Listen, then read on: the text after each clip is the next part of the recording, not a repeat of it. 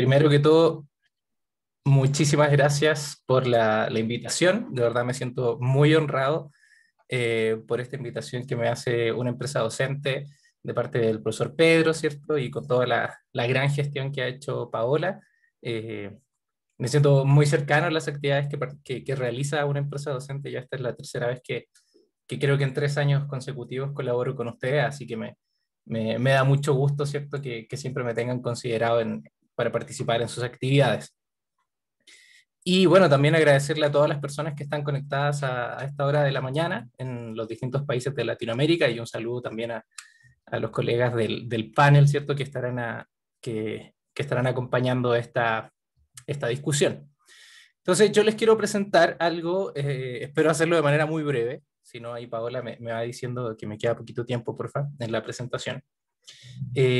Porque considero que lo más interesante, lo más enriquecedor de este panel va a ser justamente la discusión entre las personas que componemos este panel, así que yo también estoy muy expectante de poder escuchar lo que allí emerja. Entonces, el aporte que quiero hacer a esta discusión, a este panel sobre recursos para el aprendizaje y la enseñanza de las matemáticas, es respecto de cómo la generación, la creación de recursos educativos abiertos con una perspectiva comunitaria puede ayudar a que los profesores y las profesoras puedan desarrollar una mayor autonomía respecto de las decisiones docentes que ustedes toman en sus salas de clase.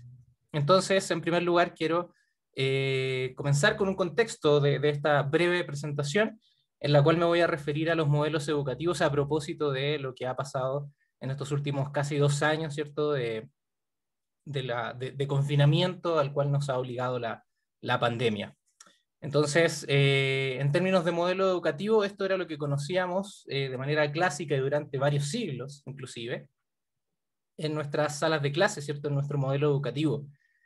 El modelo presencial que teníamos ahí, ¿cierto? Me gustó mucho esta fotografía porque además de ser una clase de matemática, ¿cierto? Es lo más tradicional que uno pueda esperar. Eso no quiere decir que sea malo, ¿cierto? Sino que así han sido las clases a lo largo de, como le digo, varios años. Entonces, todos los estudiantes, los y las estudiantes mirando hacia el frente, ¿cierto? Viendo al profesor o la profesora que está enfrente de la sala y respaldado por la pizarra, ¿cierto? Entonces, este modelo educativo, en términos del espacio, ¿cierto? Se mantuvo durante mucho tiempo. Hasta que llegó la pandemia y surgieron lo que a mí me gusta llamar como modalidades educativas de emergencia. Y me gusta llamarle así porque, por ejemplo, no me gusta llamarle a esto que se dio, esto que se está dando y que ya se ha vuelto una normalidad, esto de las videollamadas. Me gusta llamarle como una modalidad en realidad presencial en línea, más que decir que es una modalidad en línea o a distancia, dado que desde hace muchas décadas se viene desarrollando eh, trabajo ya sea de innovación educativa o de investigación educativa que se toma muy en serio lo que tiene que ver con una educación en línea o a distancia. Entonces, lo que nosotros pudimos hacer, la mayor parte de nosotras y nosotros, y los sistemas educativos sobre todo, que para allá va mi comentario, lo que pudimos hacer en realidad fue responder ante esta emergencia con una modalidad de emergencia. Y a eso algunas expertas y expertos le llaman una modalidad de emergencia presencial en línea, es decir, tratamos de replicar lo que hacíamos en nuestra sala de clase presencial, ¿cierto? Esto que ha estado durante siglos en nuestro cotidiano educativo, y traspasarlo casi de manera automática, sin una especie de transposición, directamente a una configuración digital, ¿cierto? Que es una videollamada en donde se dan ciertos fenómenos como, por ejemplo, que el profesor o la profesora tenga su cámara encendida, pero que le esté hablando a un muro, ¿cierto? Un muro donde hay fotografías, en el mejor de los casos, fotografías, ¿cierto? De sus estudiantes. Entonces, tiene sus particularidades, la educación en línea tiene varias décadas, ¿cierto? De trabajo y de desarrollo, y lo que pudimos hacer durante esta contingencia fue responder justamente con una modalidad de emergencia esta presencial en línea. Y ahora lo que nos han dicho desde los sistemas educativos es que después de la pandemia, y ya durante el 2020 aquí en Latinoamérica, que ya estamos avanzando con la vacunación, entonces ya empezamos a volver a las salas de clase y nos han dicho, bueno, va a haber un modelo híbrido, o como le dicen en Colombia, y a mí me gusta más como le dicen ahí en Colombia, esta alternancia, ¿cierto? Alternancia entre estar de manera presencial o estar en línea. Entonces, esta es otra modalidad que a mí me parece que es una modalidad de emergencia, que viene desde lo oficial, desde los sistemas educativos a responder algo que necesitamos hacer, incluso más por una activación económica que por una razón educativa quizá, y es volver a la sala de clase. Entonces cuestiono un poco esto de que le dicen el modelo híbrido, porque para que fuese un modelo híbrido habría que reconocer la naturaleza y las particularidades de la naturaleza de cada uno de los espacios que están ahí articulándose.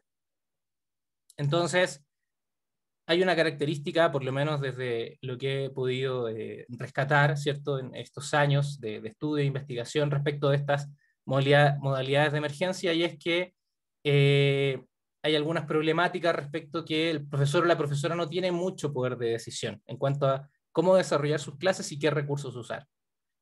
Por ejemplo, ahora en esta modalidad de alternancia, a los profesores se les está diciendo, bueno, tiene que usar este sistema de videollamada institucional, ¿cierto?, para hacer sus clases. Quizá no puede elegir uno propio, ¿cierto? Quizá tampoco se conocen mucho las alternativas que hay, y las que se puedan conocer pasa por que son muy caras, por ejemplo.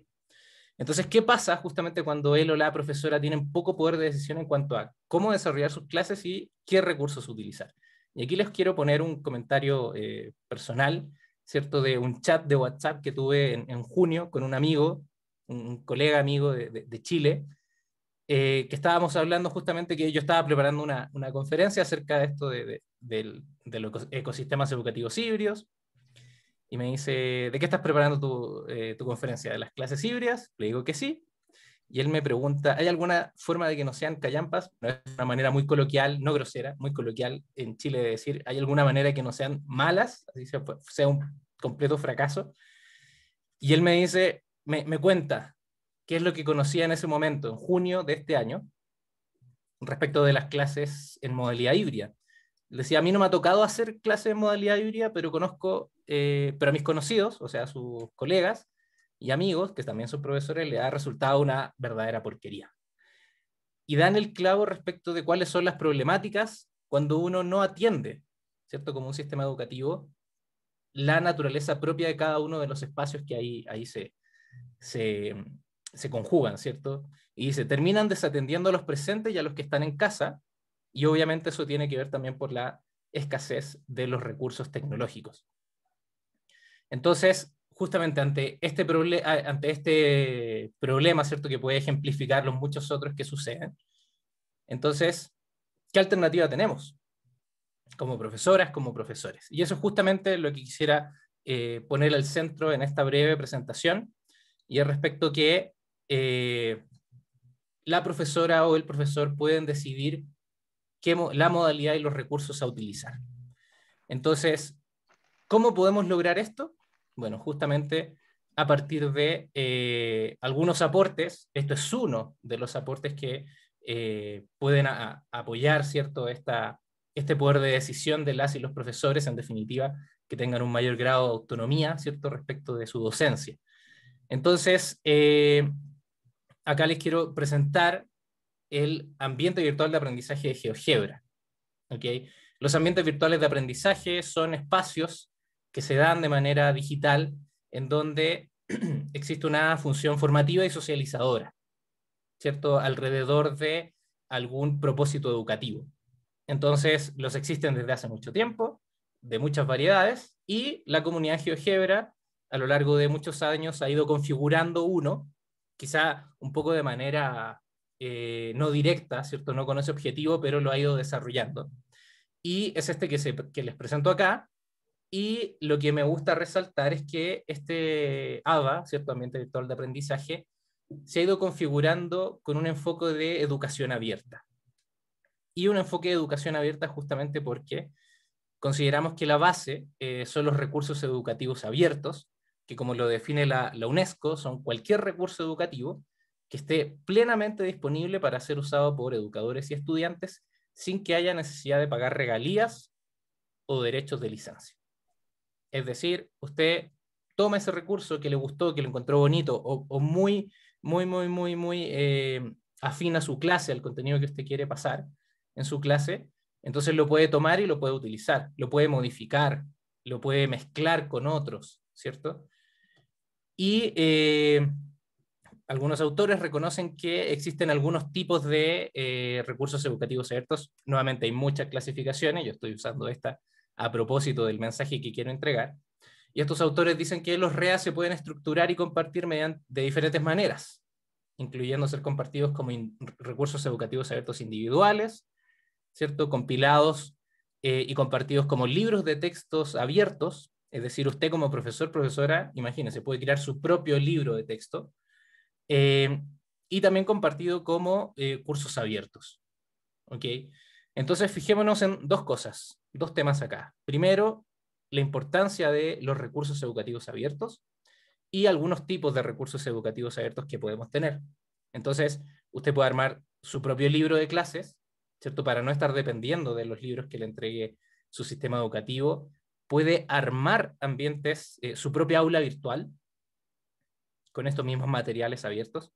Y entonces, ante esto, tenemos justamente el ambiente virtual de aprendizaje de GeoGebra que les comentaba, en donde justamente podemos hacer esto. Tenemos una unidad básica, que son las actividades GeoGebra, que esto es, imagínense ustedes, una guía, ¿cierto? Usualmente utilizamos algún editor de texto para hacer nuestras guías de trabajo para nuestros estudiantes. Acá tenemos un ambiente para crear recursos, esta actividad GeoGebra, como les menciono acá, y que su propósito de creación fue justamente un propósito educativo, a diferencia de los editores de texto que tienen otro propósito y que las y los profesores lo han adaptado de muy buena forma a poder abordar su propósito educativo de crear recursos de aprendizaje. Entonces, con esta unidad básica que sería la actividad GeoGebra, la unidad básica de los recursos educativos abiertos en este ambiente, ¿cierto? Haciendo la analogía entre la célula como la unidad básica de la vida, bueno, la actividad GeoGebra es la unidad básica de los recursos aquí en este ambiente de GeoGebra, en este ambiente virtual de aprendizaje, en donde puedo crear libros, como decía, compilaciones, tengo ambientes que me permiten crear aulas virtuales, y sumado a eso, ¿cierto? Incluso extendiendo las fronteras de lo que decían los autores anteriores, también se ha creado una pizarra digital, que es una pizarra digital abierta, en donde puedo puedo utilizarla durante una videollamada, ¿cierto? Para poder elaborar, ¿cierto? Construcciones con mis estudiantes, ¿cierto? Utilizarla en definitiva como una pizarra digital y también con ciertas estrategias para poder utilizarla, por ejemplo, como un cuaderno digital.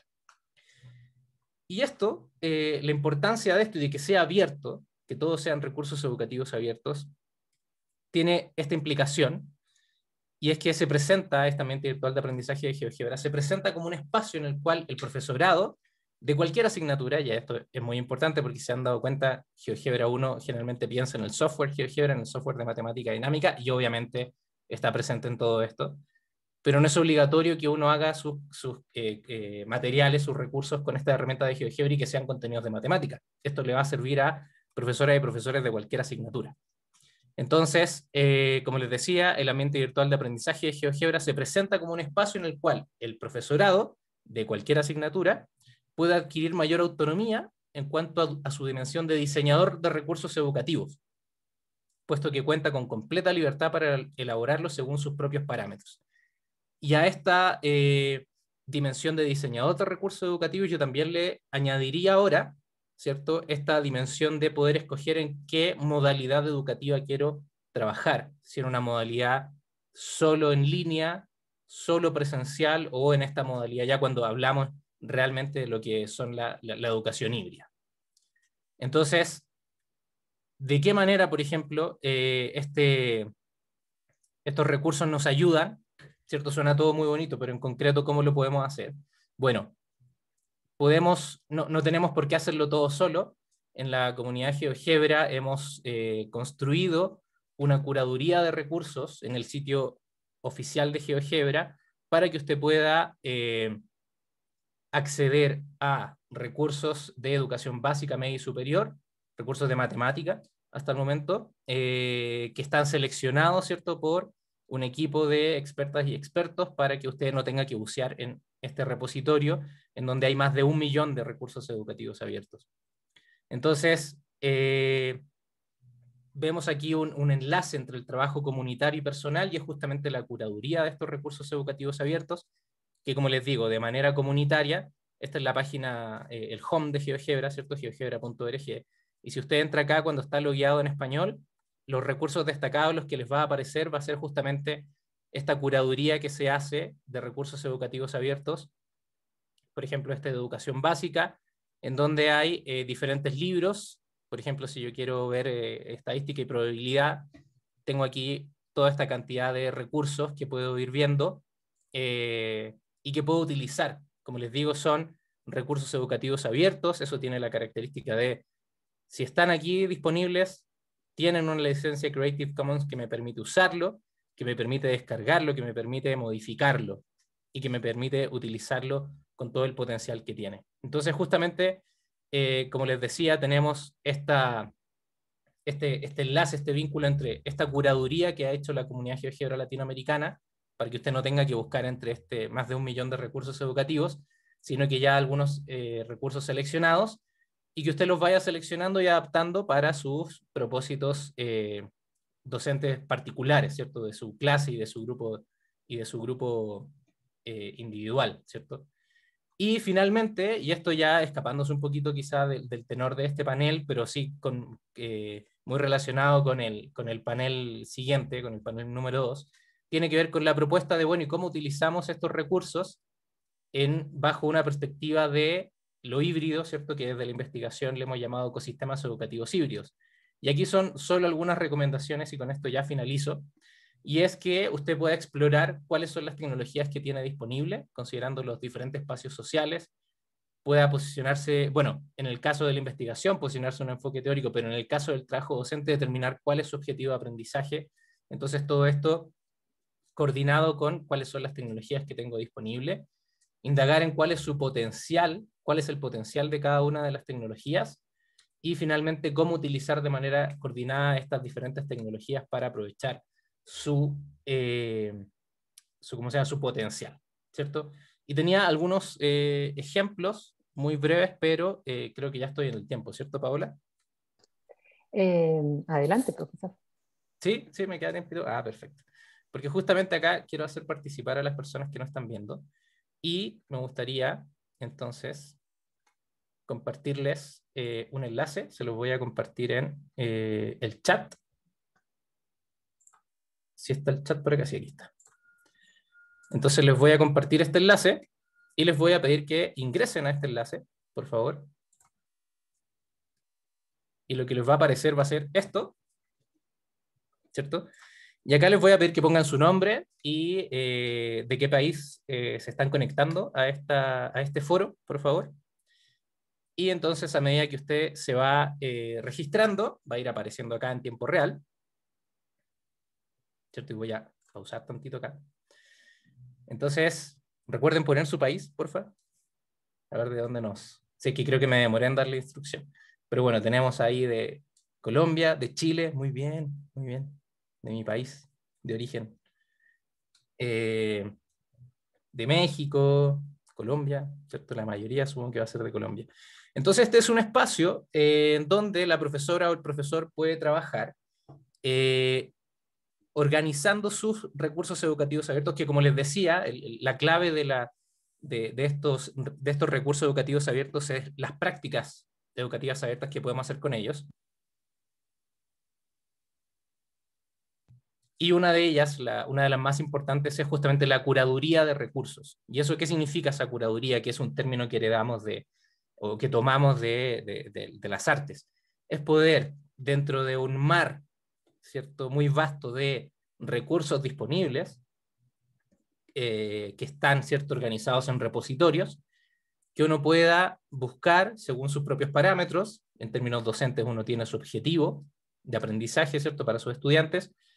Yo pueda buscar, usar ese filtro, seleccionar los que a mí más me gustan, y que tenga la posibilidad, ¿cierto? En este impulso de la autonomía docente, yo puedo tomar esos recursos y descargarlos, por ejemplo, para usarlos sin conexión, puedo modificarlos, puedo adaptarlos, y luego las copias que yo haya adaptado las puedo volver a subir, ¿cierto? A este repositorio de recursos educativos abiertos para aportar, obviamente, también a la comunidad, así como la comunidad me aportó a mí. Entonces, esto es uno de los ambientes que tiene, o de las herramientas de autor que tiene GeoGebra, de este ambiente virtual de aprendizaje que es GeoGebra Classroom. Un nombre creo que un poco desafortunado porque ya hay un ambiente muy conocido que tiene ese mismo nombre. Estamos en proceso de cambiárselo, creo que ahora le vamos a poner lección, ¿cierto? Entonces no se sorprendan si este nombre cambia. Y acá está muy orientado a que yo pueda trabajar de manera sincrónica, también lo puedo hacer de manera asincrónica. Y entonces acá lo que voy a mostrarles es, esto es lo que ven ustedes, ¿cierto? Y hay dos actividades. Entonces, fíjense, cada uno de estos cuadritos que están acá es una actividad. Entonces, ¿se acuerdan que yo les decía que, voy a poner aquí de nuevo ¿cómo se llama? El diagrama. ¿Se acuerdan que les decía, bueno, esta es la actividad GeoGebra, esta es la unidad básica de aprendizaje, perdón, la unidad básica de los recursos educativos abiertos en GeoGebra? Perfecto, entonces, ahí está en este... Voy a cerrar algunas cositas porque me estoy mareando. Entonces, aquí están, cada una de estas es una actividad, y lo importante de la actividad es que soporta varios formatos digitales, como texto enriquecido, imágenes estáticas, imágenes, ¿cómo se llama? Dinámicas como los GIF, ¿cierto? PDFs, pregunta-respuesta abierta, opción múltiple, los applets, GeoGebra, obviamente, incrustar páginas web, incrustar videos de YouTube, por ejemplo. Y entonces lo que me permite hacer es organizarla esto es un libro que finalmente luego se transformó en una lección, en donde, por ejemplo, hay algunas tareas ya, como les decía, ahí, haciendo el énfasis en la noción que yo quiero trabajar como profesor, como profesora. Les pido las disculpas, ¿cierto?, a quienes no sean de matemática, pero yo soy profe de matemática, entonces pongo ejemplos de matemática. Entonces, por ejemplo, esto es producto de un diseño basado en la investigación que hicimos junto a algunos profesores y profesoras de acá de México, ¿cierto? En mi proyecto de investigación de maestría hace ya algunos años. Entonces, por ejemplo, la profesora María Alejandra estaba interesada en un contenido que era la conservación de áreas, ¿cierto? Y entonces había algunos trabajos que ella hacía con tangram de maderas, y luego eso evolucionaba. Entonces, supongamos que esto en realidad es un tangram de madera, ¿cierto? Y aquí nos piden comparar las piezas del tangram y responder algunas preguntas. Entonces, le pongo aquí el caso digital porque no podía hacer que todos y todas tuvieran un tangram de madera en este momento en sus manos, pero entonces nos pedían comparar algunas cosas y algunas preguntas. Por ejemplo, ¿cómo es el área de la figura naranja en comparación al área de la figura amarilla? Es decir, nos preguntan por estas dos. ¿Serán iguales? ¿Una es mayor que otra? Y así. Entonces, yo acá puedo ir viendo justamente qué es lo que han ido respondiendo ustedes. Entonces veo que hasta el momento 12 de 179 personas han interactuado con este recurso, ¿ya? Y voy viendo qué tipo en tiempo real puedo ir viendo qué es lo que ustedes están haciendo. ¿Okay? Entonces cuando, por ejemplo, Edgar va moviendo, o aquí Diana va moviendo, yo voy viendo lo que ustedes están haciendo. Entonces esta es la vista del profesor de esta herramienta que se llama GeoGebra Classroom. Y puedo ver también, bueno, cuáles son las preguntas, o perdón, las respuestas que ustedes han dado. Entonces están diciendo, la mayoría dice que son iguales. Y hay algunos o algunas que dicen que la figura naranja es el doble de la amarilla y la figura naranja es la mitad de la figura amarilla. Entonces, fíjense cómo vamos, esto va cambiando en tiempo real, ¿cierto? También tiene mucho que ver con nuestra conexión de Internet. Entonces, en un mismo ambiente, yo tengo todo este reporte, ¿cierto? Puedo ir viendo lo que ustedes van haciendo, puedo ir haciendo evaluaciones, ¿cierto?, formativas del trabajo que vayan realizando y en tiempo real. Y, por ejemplo, en algún momento si yo digo, bueno, quiero ver el trabajo que está haciendo, no sé, Doris, pero no quiero que sepan que es Doris porque, bueno, sabemos todos los fenómenos que pasan al interior de un aula de clase. Entonces puedo ocultar los nombres. ¿Ya? Y ahora todos son estudiantes. Estudiante y su apellido es un número. Entonces eso, fíjense que acá hay un montón, ¿cierto? Entonces puedo entrar a ver lo que estaba haciendo este estudiante y digo, ah, mira, pues está comparando en realidad la figura amarilla con la figura morada, ¿cierto? Y tiene ahí su propia técnica de comparación, que es a través de la superposición, una técnica que incluso está desde los elementos de Euclides, ¿cierto? En el trabajo geométrico, algo propiamente matemático, y puedo ir viendo los otros, ¿cierto? Entonces, y bueno, al final, ¿qué se quería lograr con esta tarea, ¿cierto? En términos ya matemáticos, es que pudiesen hacer comparaciones por superposición, justamente, por ejemplo, ahí los estudiantes tenían que ir con el tangram de madera, como les digo, ir viendo cuál era la mejor disposición de las piezas para ir comparando, ¿cierto? Mediante estimaciones, ¿cierto? El desarrollo de esta habilidad que es muy... es poco difundida en términos matemáticos, y podemos ver que hay áreas coincidentes entre estas dos figuras, y hay áreas que sobran, digámosle así, ¿cierto? Y ambas son triángulos y parecen ser iguales, ¿cierto? En términos matemáticos congruentes. Entonces podríamos decir que sí, que estas dos figuras tienen la misma área. Pero ¿qué pasa? Y aquí surge, por ejemplo, la interrogante de la profesora Alejandra cuando estaba diseñando este recurso, y decía, bueno, pero ¿qué pasa acá cuando yo comparo estas figuras? No estoy comparando figuras que sean del mismo tipo, por ejemplo, que sean solo triángulos. Entonces, ¿qué pasará? Y aquí viene el otro diseño. ¿Qué pasará si comparo figuras solo del mismo tipo? ¿Me servirá la misma técnica de superposición? Entonces, por ejemplo, voy a tomar acá. Y si tratábamos de hacer la técnica esta de superposición, perfecto, podía encontrar como un arreglo, pero no era tan fácil determinar cuál era la relación en términos de más grande, más chico, iguales, ¿cierto? En términos del área.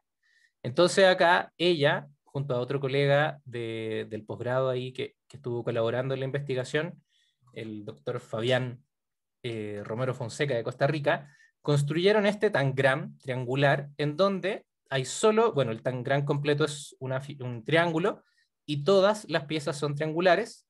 Entonces acá hay que